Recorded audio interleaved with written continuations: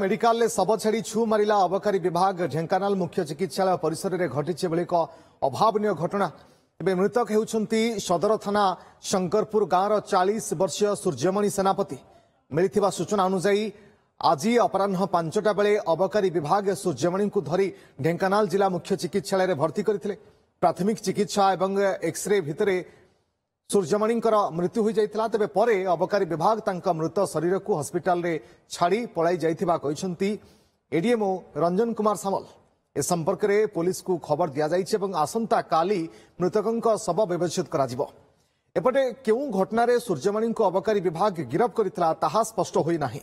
एनै अबकारी विभाग पक्षरु कोनोसी प्रतिक्रिया मध्य मिलि पारि नाही।